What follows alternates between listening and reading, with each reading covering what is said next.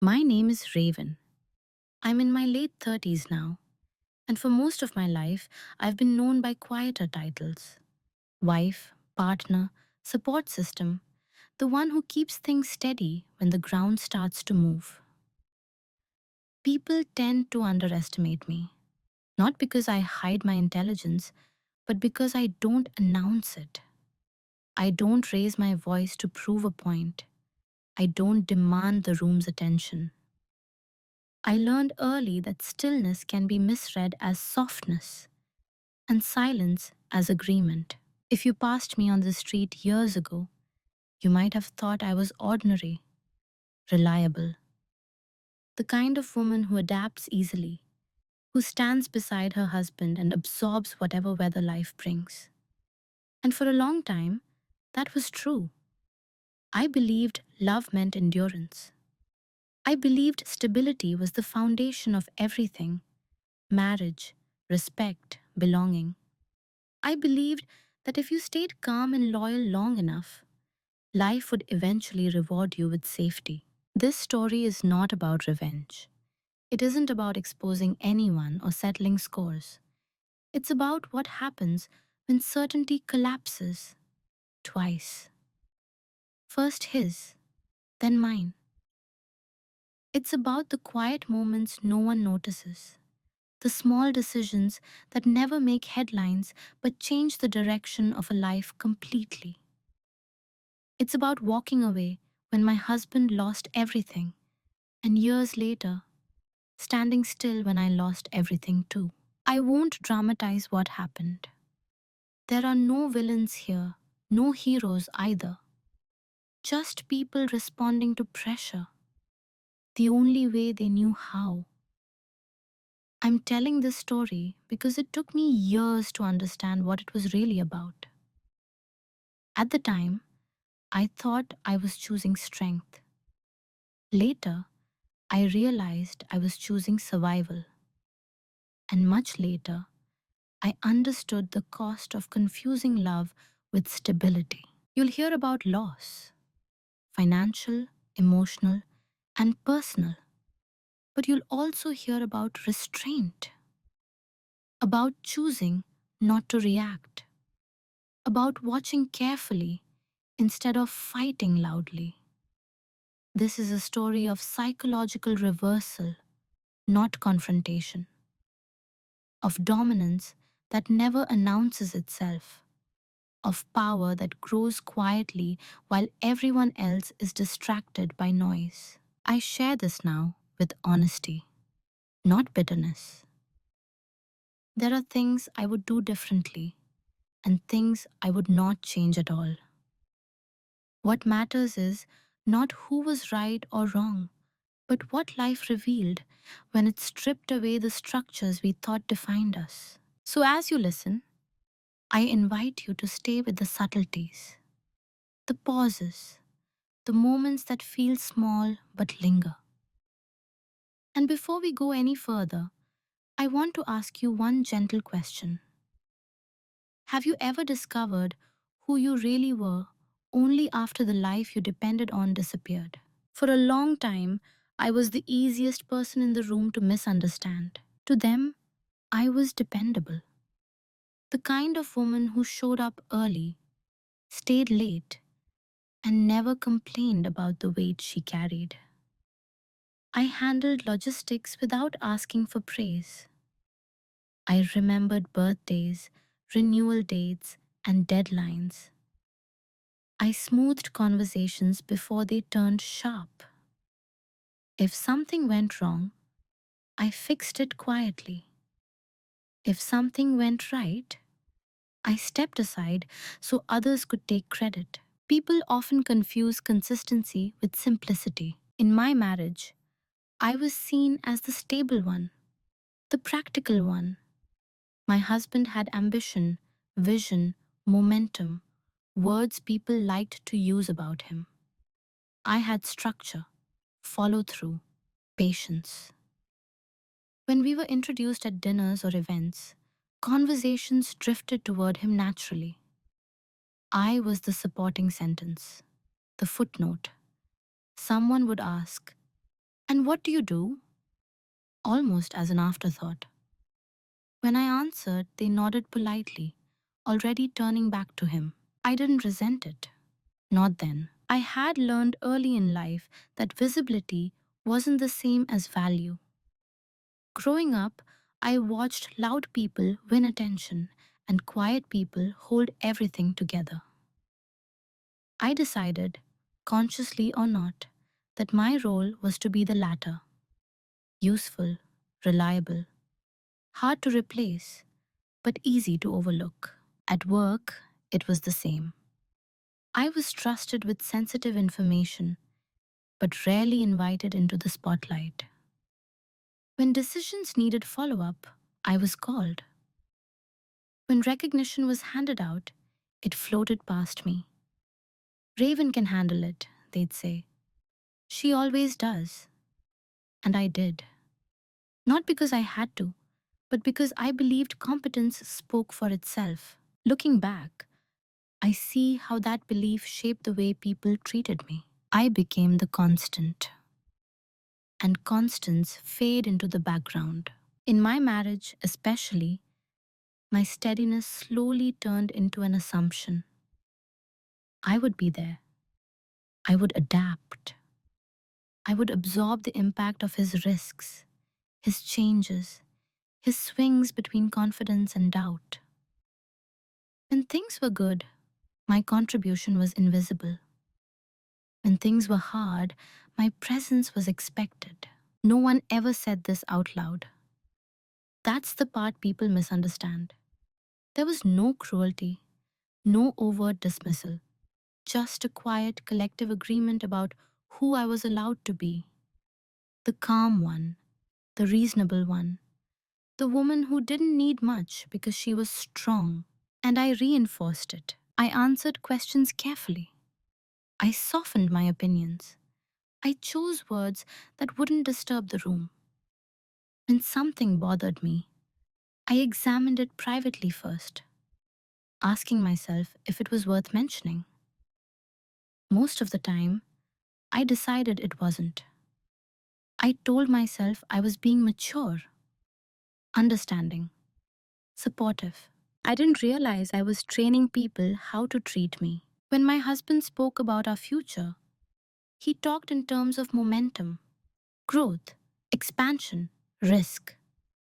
When I thought about the future, I thought about sustainability, about what would happen if the ground shifted. I didn't say this often. It felt like unnecessary pessimism. And besides, things were stable, comfortable, predictable enough. To outsiders, we looked balanced. He brought energy. I brought order.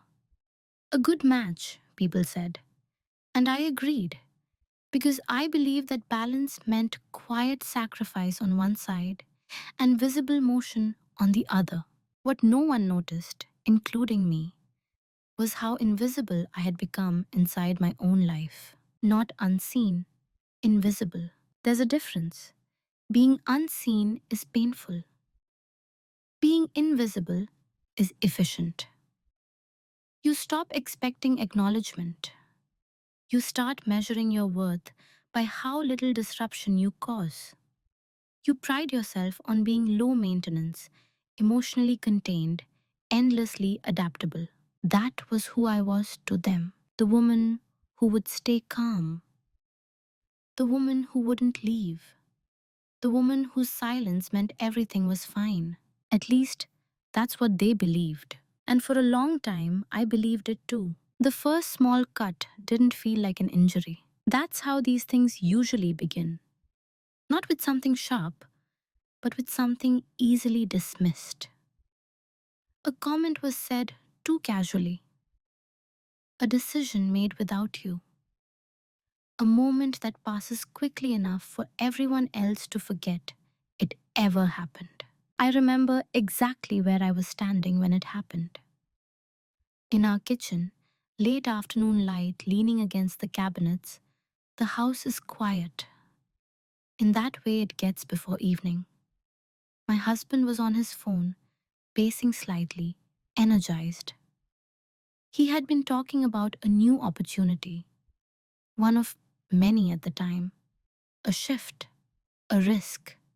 He spoke quickly, already half convinced. I listened. I always did. At one point, he said, I've decided to move forward with it. Not we. Not, let's think about it. Just, I've decided.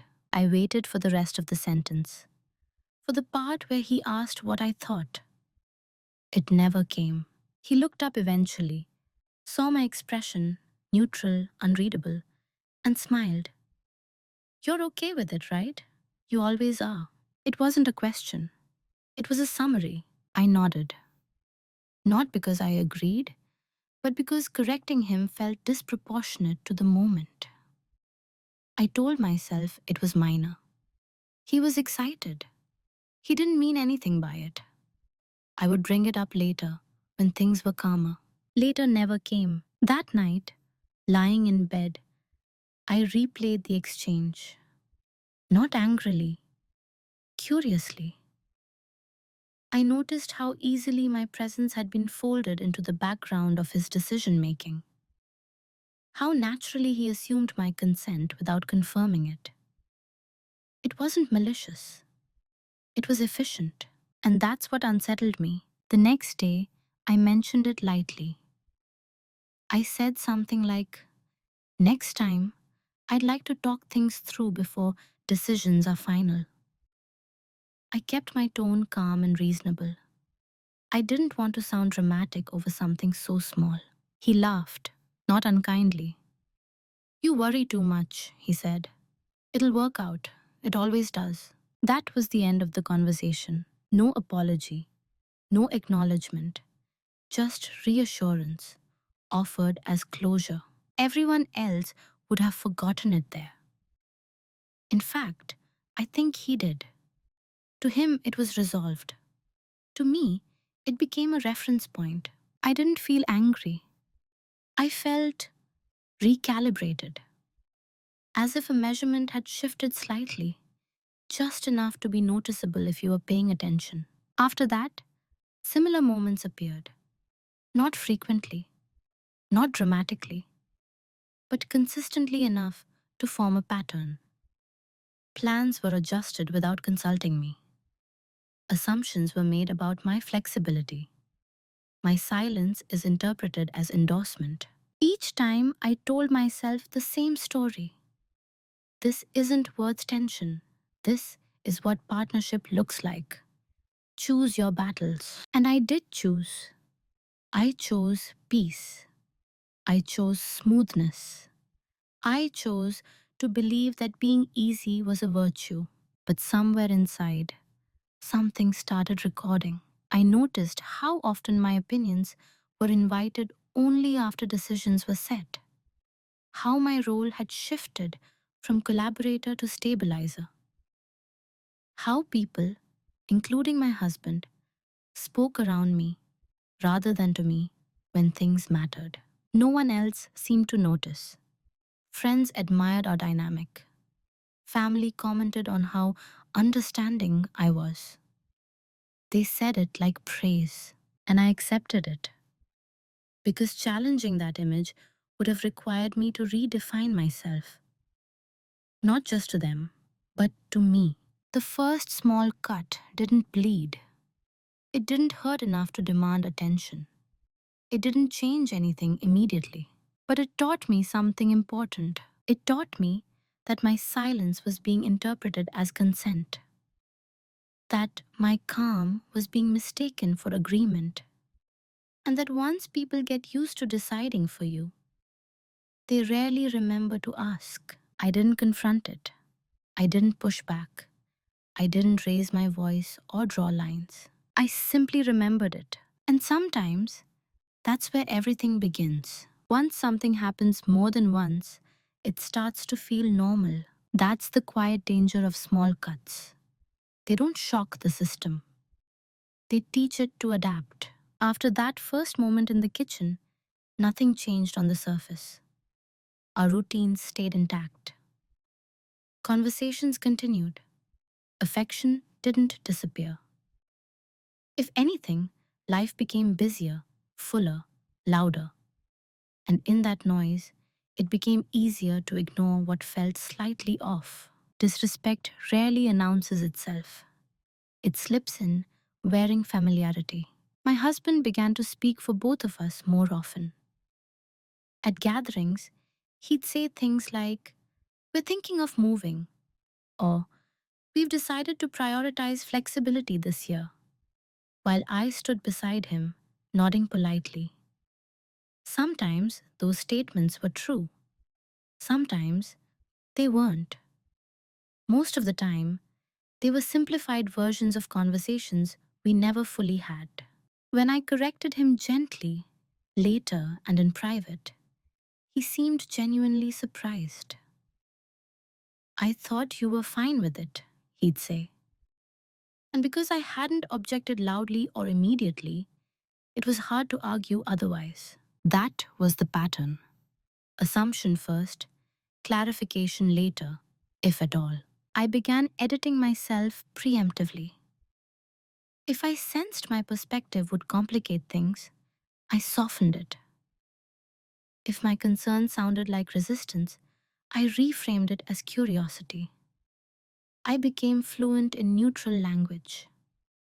I wonder if maybe we could consider it's not a big deal, but I told myself I was being emotionally intelligent. What I didn't see then was how quickly emotional intelligence can turn into self erasure when it's one sided. The people around us reinforced it without realizing. They praised my patience, my adaptability. They joked about how lucky my husband was to have someone so low drama. Every compliment contained a quiet expectation. Don't change. Don't complicate. Don't demand more. And I complied. There were moments, small, forgettable moments, when I felt a flicker of something sharper. A meeting where my input was summarized by someone else. A decision about finances that was presented to me as a done deal. A comment like, "You don't really care about that stuff, do you?" was said casually, as if my indifference were a known fact rather than a convenient assumption. Each time, I asked myself the same question: is this worth disrupting the peace? The answer was almost always no. I rationalized my silence carefully. I told myself that relationships required compromise, that timing mattered, that not every thought needed to be voiced.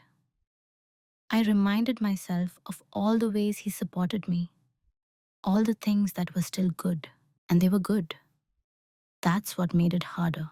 It's easier to walk away from obvious harm. It's harder to name something that exists in the gray space between comfort and dismissal. When love is still present, when laughter still happens, when no one is being intentionally cruel, it feels indulgent to ask for more. So I adjusted. I became more efficient, more self contained. I stopped expecting emotional consultation and started offering logistical support.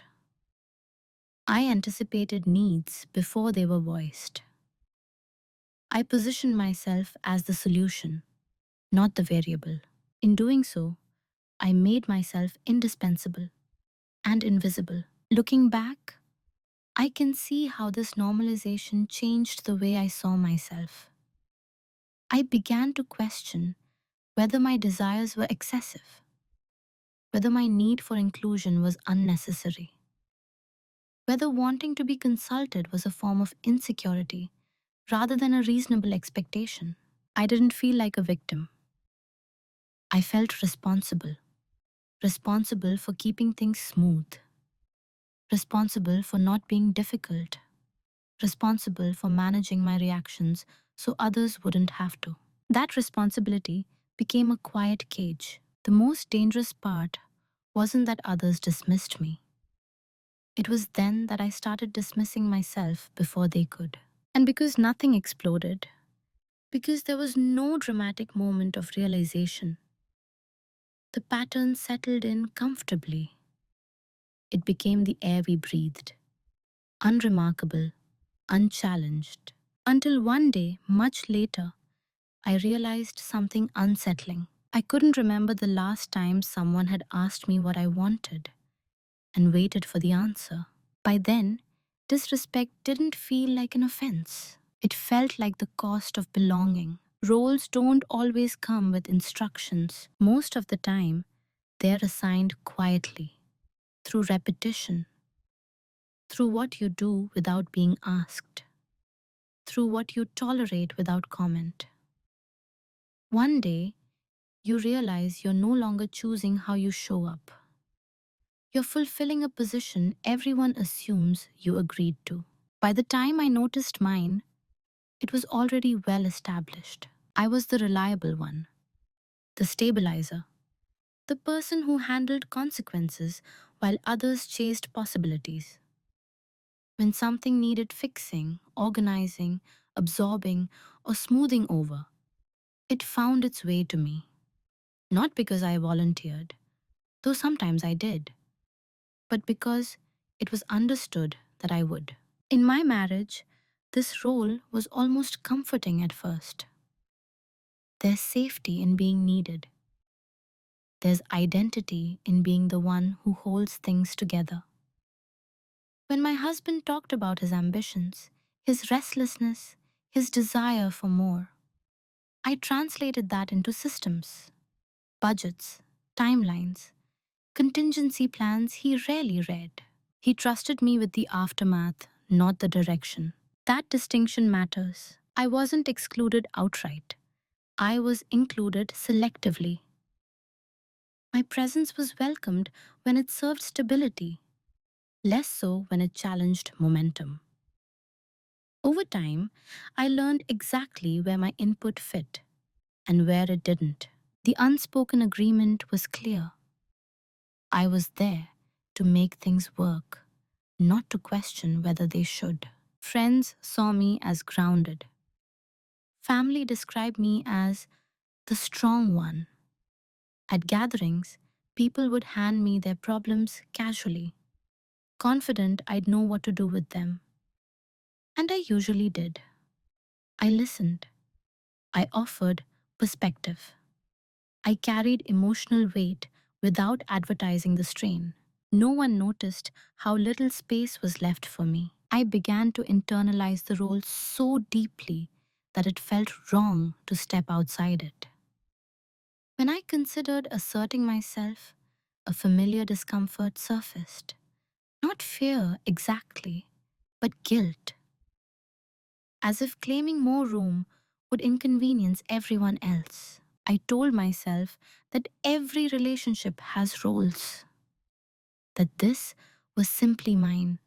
I was good at it, and being good at something can be its own trap. The more competent I became, the fewer people checked in.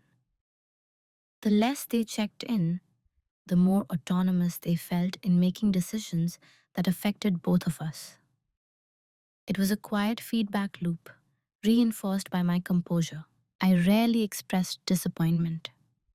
When I did, I framed it gently, quickly cushioning it with understanding. I know you didn't mean it. It's not a big deal. I get why you did that. I thought I was being generous. What I was actually doing was teaching people that my boundaries were flexible, my needs negotiable, my presence optional in moments that mattered. The realization came slowly, not as an epiphany, but as a growing sense of misalignment. I noticed how often my name appeared in conversations, only in relation to what I provided. How rarely it appeared in discussions about what I wanted. Even my husband, who cared for me in his way, had come to rely on the version of me that didn't require much. The version that adapted without resistance. The version that smoothed transitions instead of initiating them. I don't blame him for that. I helped build the role. I stepped into it willingly, believing that love meant flexibility and strength meant silence. But roles, once established, are difficult to renegotiate, especially when everyone benefits from you staying exactly where you are. By the time I understood this, the cost had already accumulated, not in visible ways, not in fights or ultimatums, but in the quiet erosion of agency, in the subtle loss of authorship over my own life. I wasn't unhappy. That's important to say. I was functional, effective, respected for my usefulness. And slowly, imperceptibly, I was disappearing behind the role I played so well. The shift didn't happen during an argument. There was no raised voice, no dramatic confrontation, no moment where everything came spilling out. In fact, if you had been there, you might not have noticed anything at all. That's what made it so decisive. It was an ordinary morning. Grey light through the windows, coffee cooling on the counter. My husband was already dressed, moving with that familiar sense of urgency that always surrounded him when he was excited about something new. He was talking, half to me, half to himself, about a meeting later that day, another opportunity, another pivot. I listened as I always did. At some point, he paused and said, "If this works out, we'll need to adjust a few things. Maybe dip into savings for a bit. Just temporarily." He said it casually, like mentioning a change in the weather. Something in me went still. Not alarmed, not angry, just clear. I asked one question. "What happens if it doesn't work out?" He waved his hand, smiling. "It will. I've got a good feeling about it." That was it. No numbers, no contingency, no acknowledgement of the weight of what he was asking. Just confidence, offered as reassurance. In the past, I would have stepped in then, asked for details, suggested alternatives, absorbed the anxiety he didn't want to feel and turned it into a plan. That was my role. But that morning, I didn't. I nodded. I finished my coffee. I watched him leave the house.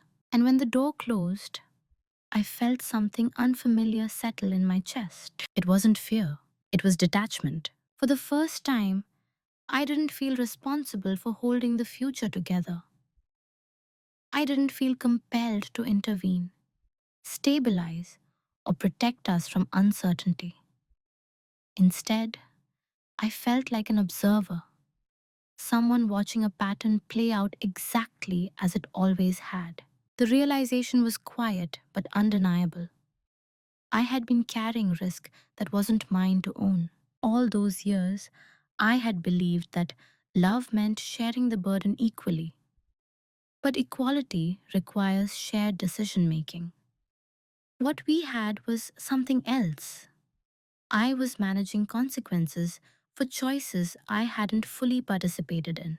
That morning, something in me withdrew, not emotionally, but strategically. I stopped merging my sense of safety with his optimism.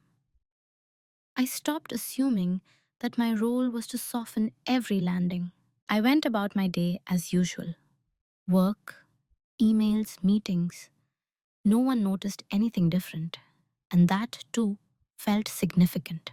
Because the shift wasn't visible, it was internal, a subtle reorientation of responsibility, a line quietly redrawn. I didn't announce it. I didn't even fully articulate it to myself at the time. But I stopped automatically aligning my future with his momentum. I began asking myself different questions. Not, how do we make this work? But what do I need if it doesn't? That distinction changed everything. Over the following weeks, I found myself listening differently. When he spoke about plans, I noticed how often certainty replaced preparation. When he talked about risk, I noticed how rarely he spoke about cost. I didn't challenge him, I simply observed. And I began, for the first time, to separate love from stability. I still cared. I still showed up. But I no longer equated support with self sacrifice. I no longer felt obligated to rescue every uncertain outcome with my own labor and emotional regulation. The shift wasn't dramatic enough to feel empowering in the moment. It felt sober, like waking up after a long dream and realizing you'd been compensating for gravity that wasn't yours. I didn't know where this awareness would lead. I didn't make plans or ultimatums. I just let the clarity sit with me, unchallenged. That morning didn't change my life immediately, but it changed how I saw it. And once you see something clearly, you can't unsee it. After that morning, my silence changed texture. Before, it had been reflexive, automatic, a byproduct of wanting to keep things smooth. Now, it has become intentional. I still didn't interrupt. I still didn't argue, but I was no longer silent because I felt small or unsure. I was silent because I was watching. And people mistake observation for weakness all the time. I stopped offering unsolicited solutions. When problems were mentioned, I listened without stepping in to fix them. When plans were discussed, I asked fewer questions. Not because I didn't have them, but because I wanted to see what happened when I didn't carry the weight. The effect was subtle at first. Conversations moved faster. Decisions were made more confidently. My husband seemed energized by the absence of resistance. He interpreted my quiet as trust. I let him. Inside, though, I was taking notes, not literally, but mentally. Patterns became easier to see when I wasn't busy smoothing their edges. I noticed how often optimism replaced analysis, how easily enthusiasm dismissed caution, how quickly discomfort was delegated to me, as if by habit.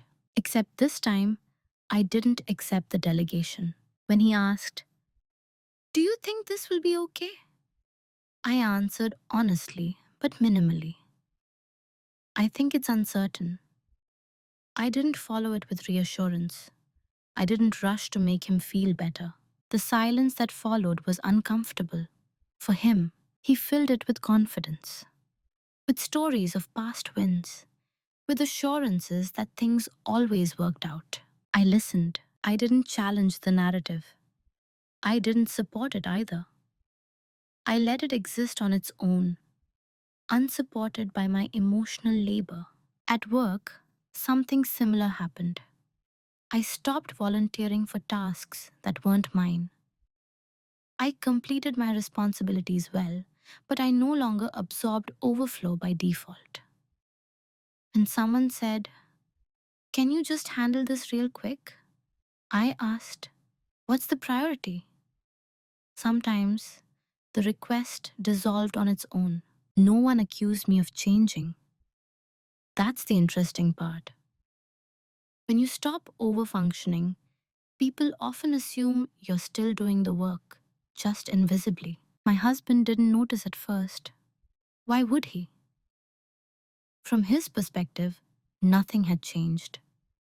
I was still calm, still present, still agreeable on the surface. The difference was internal and, therefore, easy to miss. But the balance had shifted. I was no longer buffering him from the emotional consequences of uncertainty. When plans wobbled, I let the discomfort stand. When outcomes were unclear, I didn't rush to reassure. I didn't say it'll be fine unless I believed it. That restraint created space, and in that space, reality began to speak more loudly. He started to feel the weight of his own decisions more directly, not as blame, but as feedback. Without my constant stabilizing, risks felt sharper, doubts lingered longer, conversations grew more circular. I remained composed, not cold, not distant, just unavailable for roles I had quietly resigned from. Silence, when chosen, is not emptiness, it's structure. I was structuring my own autonomy, one withheld reaction at a time. There was no satisfaction in this, no sense of superiority. Mostly, there was clarity. I was finally seeing our dynamic without my constant participation in maintaining it. I began preparing internally, not for departure, but for independence. I paid closer attention to finances. I reviewed accounts I had previously managed automatically. I updated the documents, not secretly, just thoroughly. Still, I said nothing. People assume silence means nothing is happening. That's only true when silence is fear. When silence is a choice, it's usually a strategy. I didn't know yet where this would lead. I wasn't planning an exit. I wasn't punishing anyone. I was simply reclaiming my right to respond rather than react. And that, more than any argument, began to change the direction of everything. What they never noticed was how much energy I had freed up. When you stop compensating for other people's blind spots, you suddenly have space, mental space, emotional space, time that was once spent anticipating, soothing, repairing, now available for something else. I didn't announce this shift. I didn't need to. From the outside, I was still the same Raven, calm, reliable, present. Inside, though, I was repositioning myself with quiet precision. I started paying attention to details I had previously managed on autopilot. Finances, for example. I had always handled them, but in a caretaking way, making sure everything stayed afloat, smoothing over inconsistencies, redistributing resources so pressure points didn't show. Now, I looked at them analytically. I asked different questions. Who benefits from which decisions? Where does risk actually land? What assumptions are baked into our structure? I didn't confront the answers. I documented them. At work, I did something similar. I noticed patterns in how responsibility flowed. Who initiated? Who decided? Who absorbed fallout? I began tracking outcomes instead of intentions. I observed how often competence was rewarded with more work rather than more authority. And I stopped correcting inefficiencies that weren't mine to solve. This wasn't bitterness, it was curiosity, sharpened by distance. I also invested quietly in myself. Skills I had postponed learning because they weren't urgent. Certifications I'd considered unnecessary because I was already capable. I took them seriously now, not as a rebellion, but as insurance. When people around you are used to your stability, they rarely question how you spend your private time. My evenings were still quiet. My routines are unchanged. I simply redirected my focus inward. My husband, meanwhile, grew more absorbed in his pursuits. The opportunities he chased required energy, confidence, and momentum. He was busy performing a belief. I was busy building options. He mistook my calm for faith. Others mistook it for loyalty. In reality, it was discernment. I noticed how often plans relied on best case scenarios, how rarely downside was discussed unless I raised it. And because I no longer did, the absence of caution was interpreted as consensus. That's the thing about stepping back. You don't create chaos. You reveal what was already unstable. I learned more by listening than I ever had by speaking. I heard what people said when they assumed I agreed. I watched how quickly certainty collapsed when questions went unanswered. I saw which relationships were sustained by my effort alone. Still, I didn't act. Not yet. Preparation is invisible by design. If people notice it, you've already compromised it. I organized documents. I made copies. I updated records that hadn't been touched in years. Not because I planned to leave, but because I wanted to know exactly where I stood if everything shifted.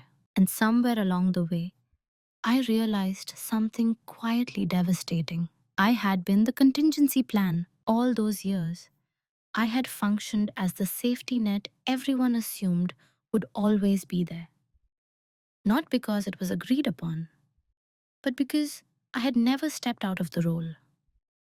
My silence had been interpreted as availability, my competence as consent. No one noticed when I stopped playing that part because no one was looking for it. They didn't see the evenings I spent learning instead of reassuring, the notes I kept instead of correcting, the internal boundaries I set are instead of verbal ones. They didn't notice the way I stopped emotionally merging with outcomes I couldn't control. To them, nothing had changed. To me, everything had. This wasn't about leaving yet.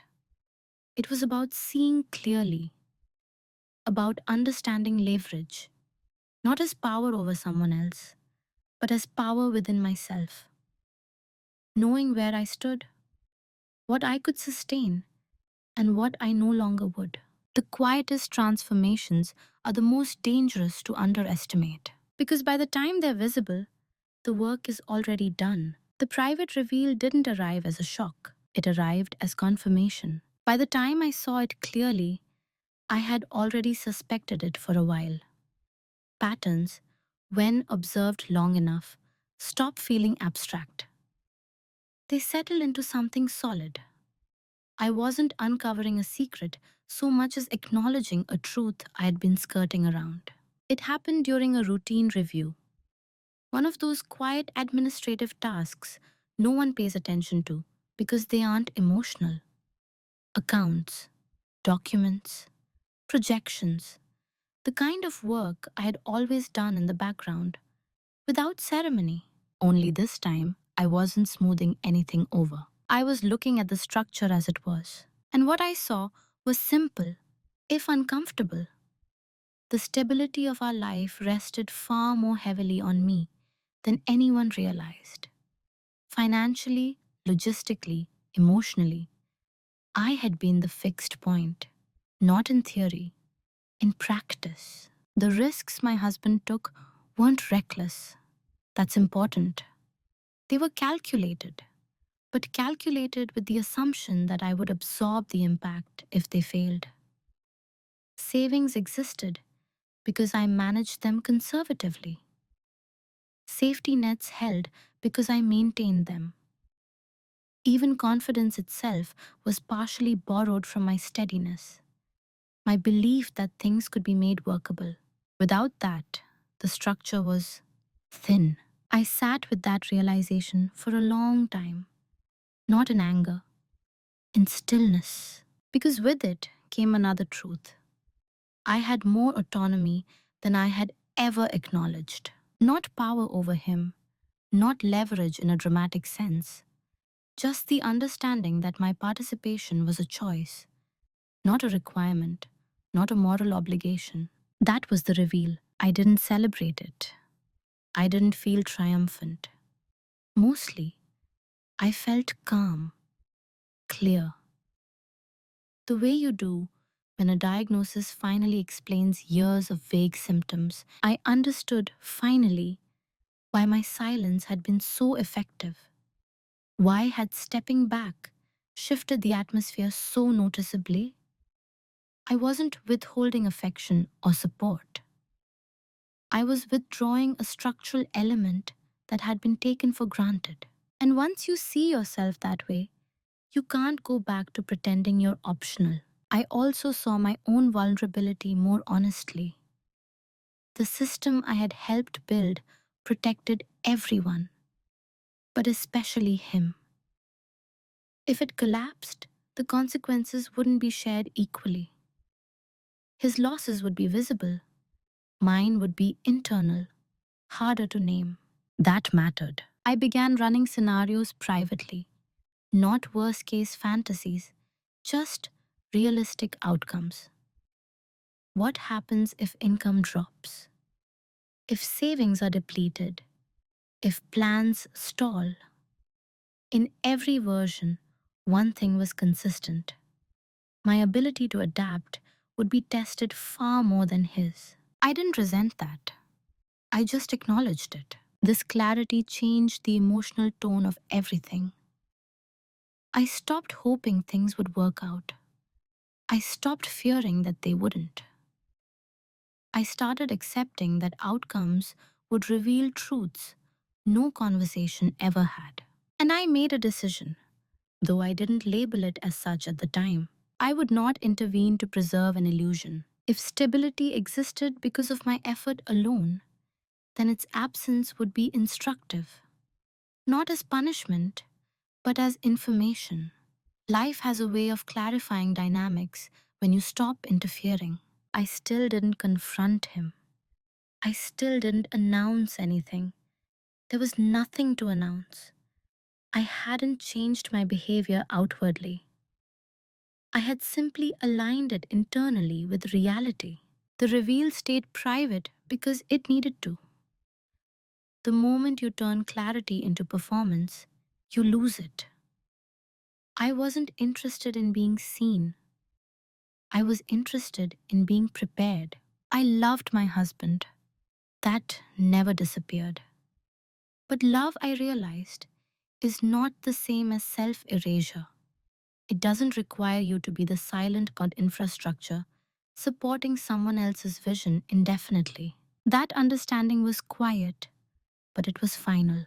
From that point on, I knew that whatever happened next, success or failure, togetherness or separation, it would happen without me cushioning the fall.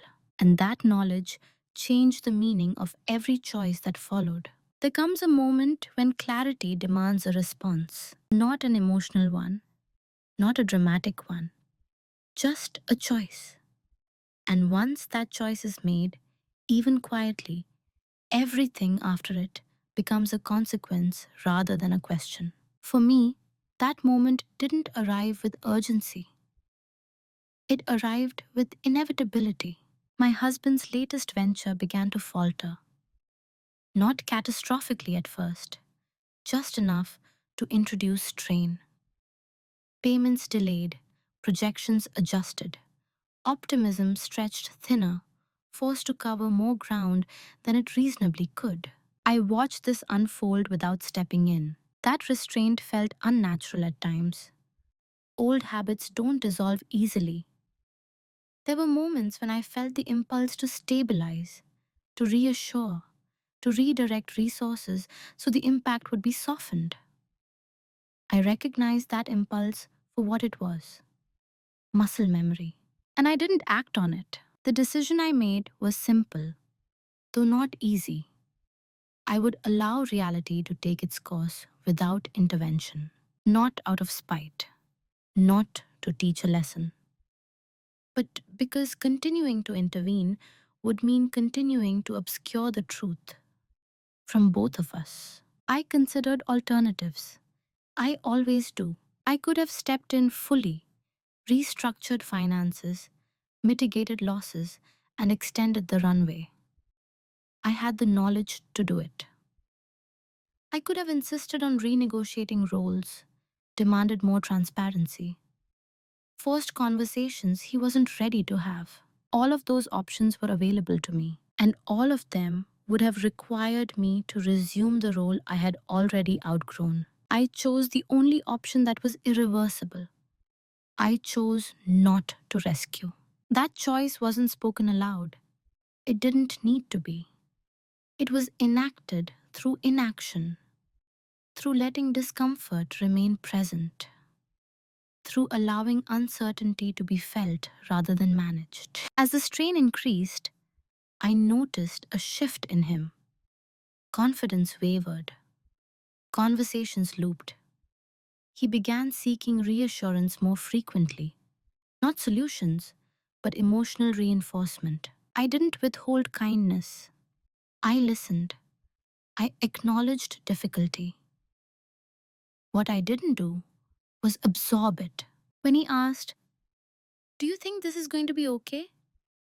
I answered truthfully, "I don't know." Those three words carried more weight than any argument ever had. The decision point wasn't about leaving yet. It was about authorship, about refusing to continue co signing outcomes I didn't shape. I understood the risk I was taking. By not intervening, I was exposing myself as well.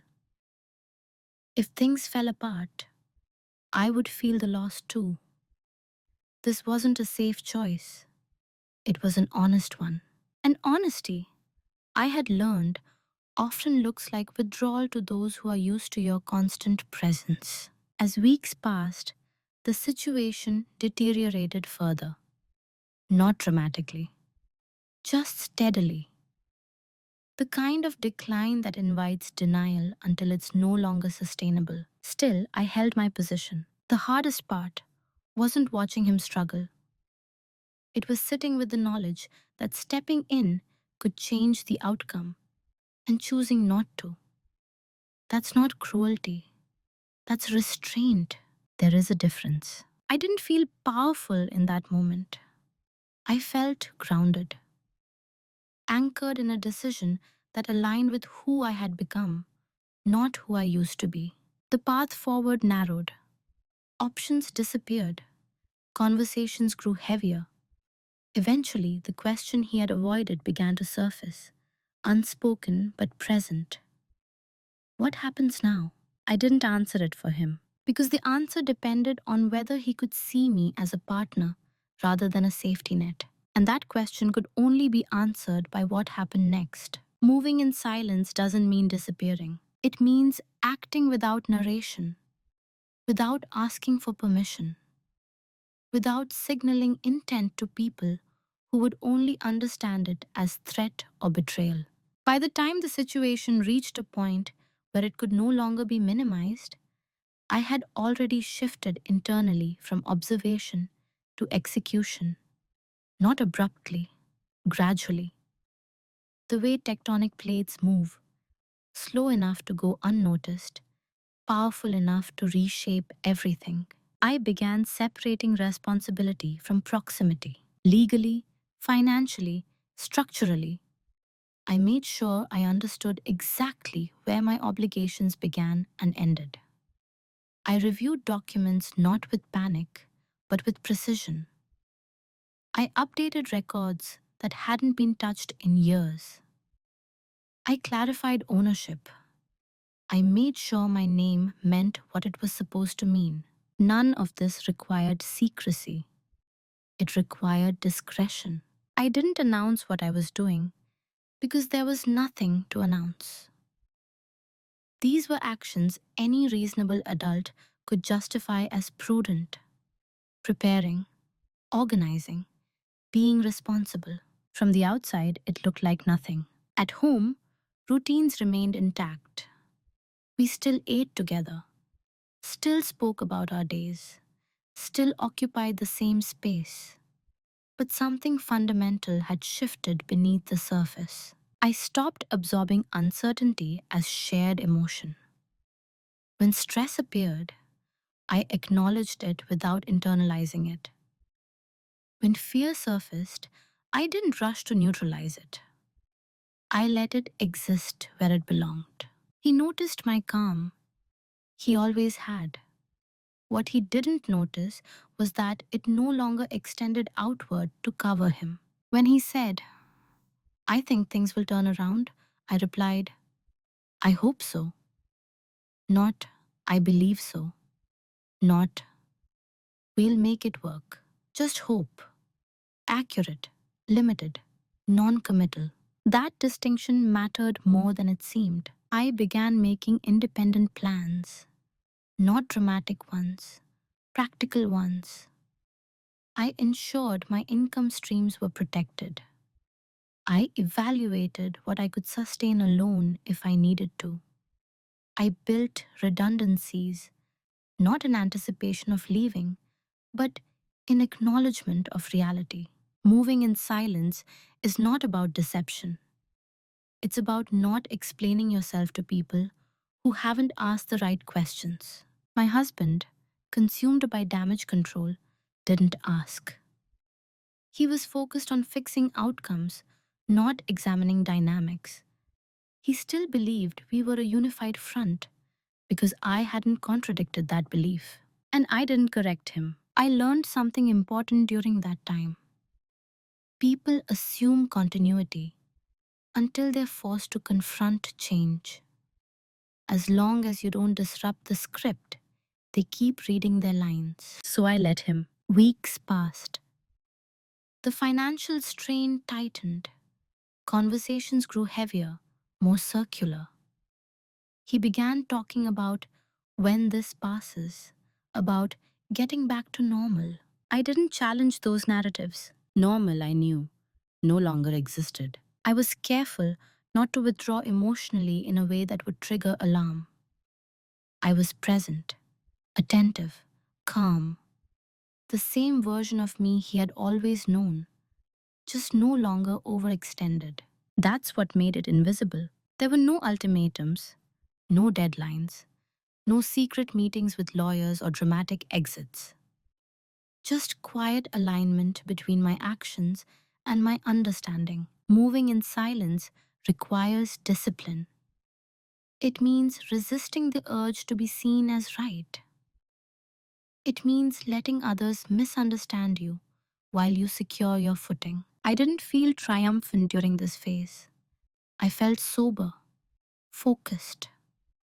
The way you do when you're crossing a threshold you can't uncross. Because once you stop cushioning reality, it accelerates. And soon, consequences began moving faster than conversation.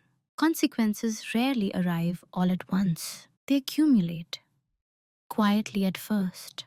Then, with a momentum that feels sudden only because no one was paying attention when it started.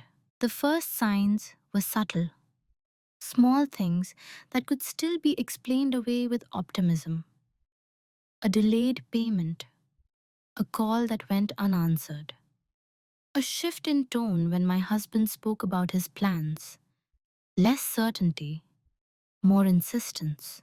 I noticed the change in his posture before he mentioned it out loud. The way his shoulders held tension, the way his confidence required more repetition, as if saying something enough times might make it solid again. Still, I said nothing. I continued to respond with presence, but not reassurance. I acknowledged stress without absorbing it. I listened without offering solutions. That absence created an echo he wasn't used to hearing. As pressure mounted, he began seeking validation more directly. "Do you think I made a mistake?" he asked one evening, not looking at me. The old me would have softened the moment, offered reassurance, framed it as temporary, shared the burden. Instead, I answered honestly, "I think it was a risk." He nodded slowly. No argument, no defense, just acknowledgement. That was new. The consequences weren't dramatic at first. They were emotional before they were financial. Frustration, restlessness, sleeplessness. The realization that belief alone couldn't hold things together. When financial strain became undeniable, the house felt different, not hostile, just heavier.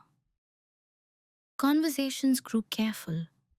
Laughter became less frequent. Silence lingered longer than usual.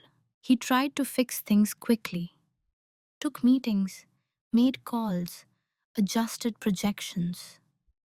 The energy shifted from expansion to recovery. I watched him move through it without stepping in, not because I didn't care, but because caring no longer meant rescuing. Friends began to notice. They asked gentle questions. How are you holding up? Is everything okay? They directed these questions to me, as they always had, assuming I was managing the emotional weather. I answered simply, we're dealing with some challenges. I didn't elaborate. The first real consequence came when a plan he had counted on collapsed completely. Not a partial setback, a full stop. The kind that forces you to reevaluate everything you thought was certain. I remember the night he told me. His voice was controlled, but his eyes betrayed the weight of it. He sat across from me at the table, hands still, as if movement might shatter something fragile. This changes things, he said. Yes, I replied, nothing more. That was the moment he realized I wasn't going to reframe it for him. He didn't accuse me. He didn't lash out. Confusion registered first, then something like grief, not just for the loss, but for the sudden absence of the safety he had always felt around me.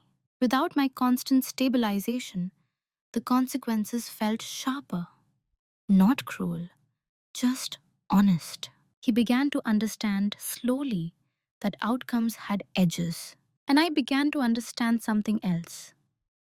I was no longer afraid of those edges because I had already detached my identity from the role of protector. As things unraveled, he looked at me differently, not with expectation, but with uncertainty, as if reassessing a structure he thought was permanent. That was difficult to witness. I didn't want him to suffer. I just refused to disappear inside his suffering. The consequences weren't about punishment. They were about revelation, about seeing clearly what had been obscured by years of my quiet labor. And once revealed, they couldn't be unseen. There's a specific moment when urgency replaces denial. It's not loud, it's not dramatic. It's the instant someone realizes the tools they relied on no longer work.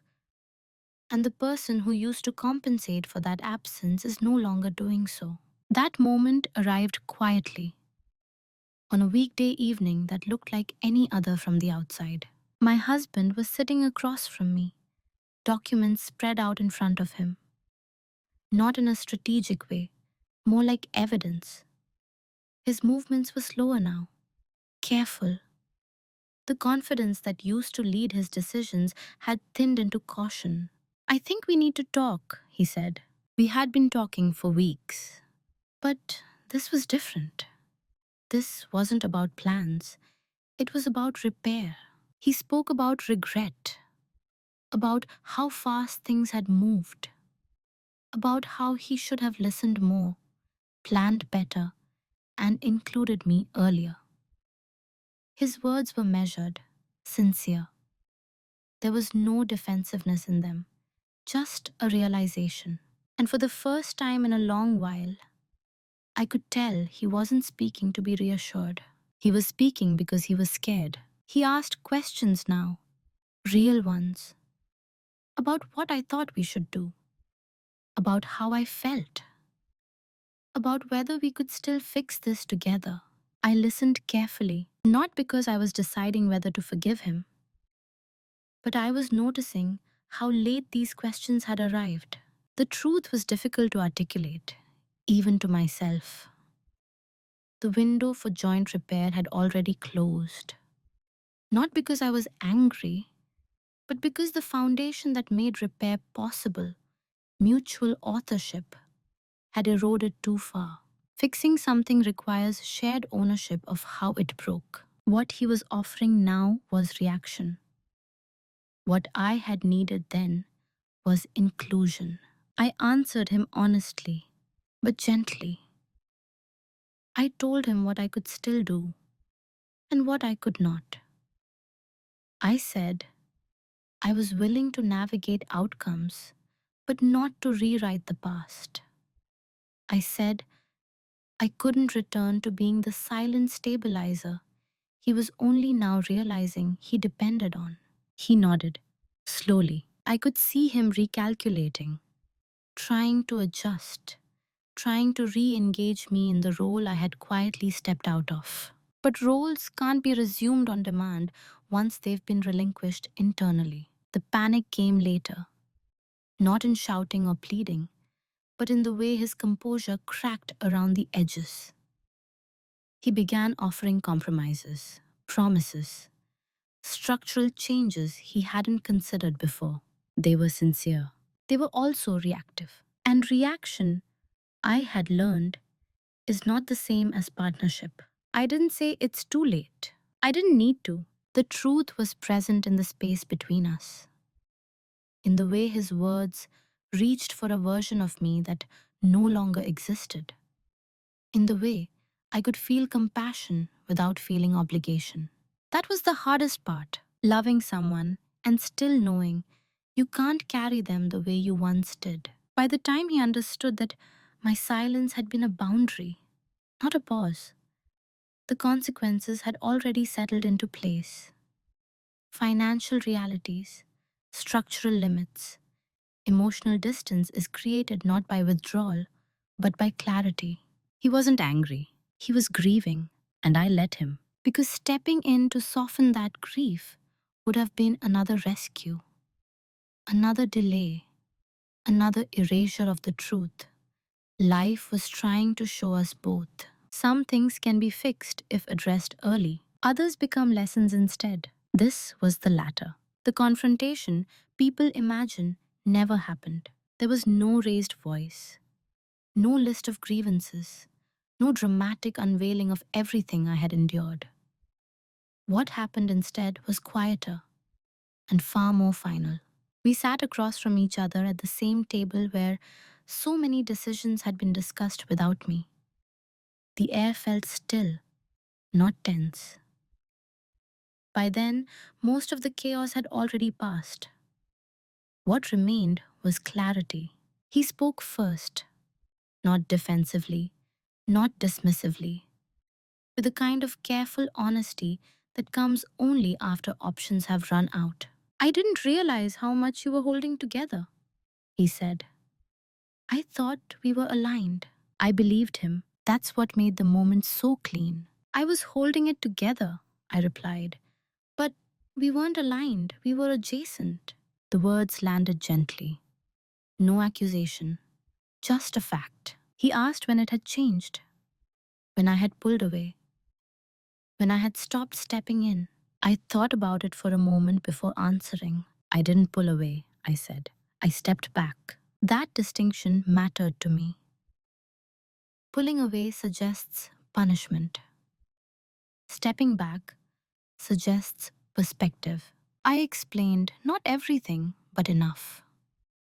I told him how often decisions had been made with the assumption that I would adapt, how my silence had been mistaken for agreement, how I had slowly become the structure supporting choices I didn't help shape. He listened, really listened. There was no interruption, no immediate correction.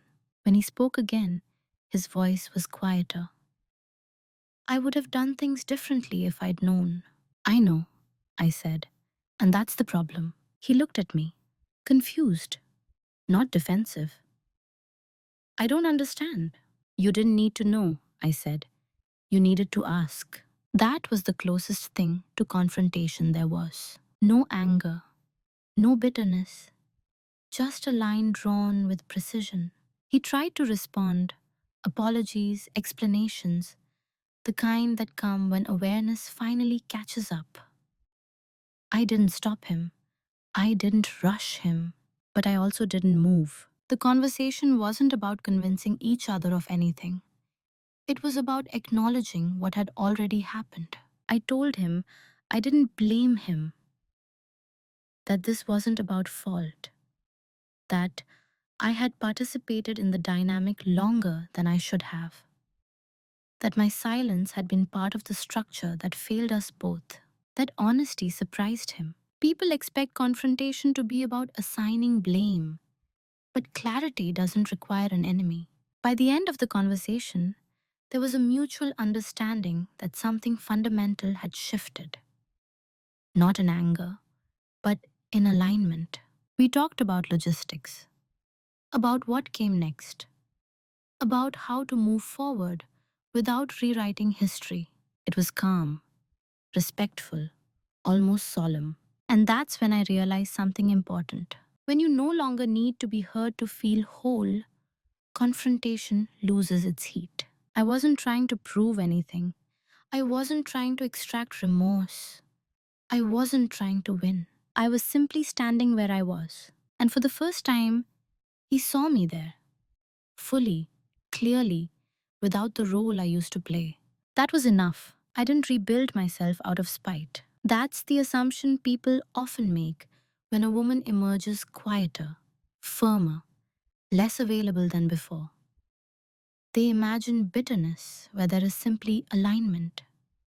They confuse distance with coldness. In truth, what I felt after everything settled was something far less dramatic. Relief, not because I had won, there was nothing to win, but because I was no longer living inside a role that required constant self negotiation. Who I am now is not louder than who I was then. I didn't reinvent myself into someone unrecognizable. I didn't harden. I didn't close off.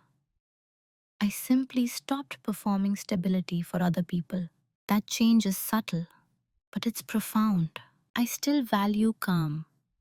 I still move deliberately. I still listen more than I speak.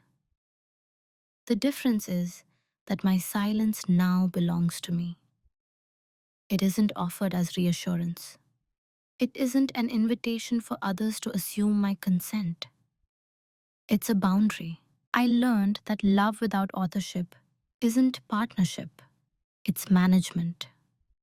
And I'm no longer interested in managing other adults' risks, emotions, or ambitions in exchange for belonging. My life today is quieter in ways that matter. Decisions are slower, but they're mutual. Stability isn't something I provide. It's something that exists by design or not at all. I ask questions early now, not aggressively, not defensively, just clearly. And if the answers aren't there, I don't fill in the gaps with hope. Losing everything later, my own sense of certainty, my identity as the one who held things together, was harder than walking away when my husband lost everything. That part surprises people, but it makes sense. When you build your worth around being necessary, losing that role feels like erasure. I had to sit with that emptiness without rushing to replace it, without immediately becoming useful again. That was the real work. I had to learn that being valuable doesn't require being indispensable. That presence is not the same as availability. That silence can be an answer. There's no bitterness in me when I look back, just clarity.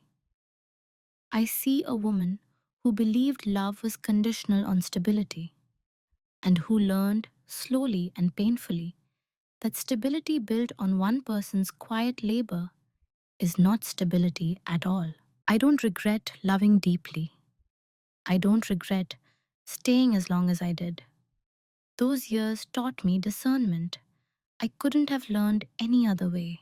But I no longer confuse endurance with devotion.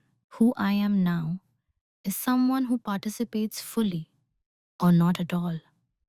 Someone who notices when her presence is taken for granted and adjusts accordingly. Someone who understands that walking away and standing still are sometimes the same act. I didn't become dominant by overpowering anyone. I became dominant by no longer disappearing.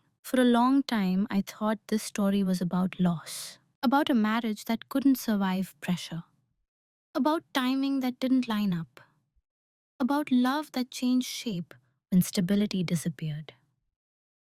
But with distance, I understand that loss was only the surface. What this story was really about was conditioned love, the kind that quietly teaches you your value is tied to what you provide, how much you endure, how well you hold things together when others cannot. I walked away when my husband lost everything because, at the time, I believed love required solid ground.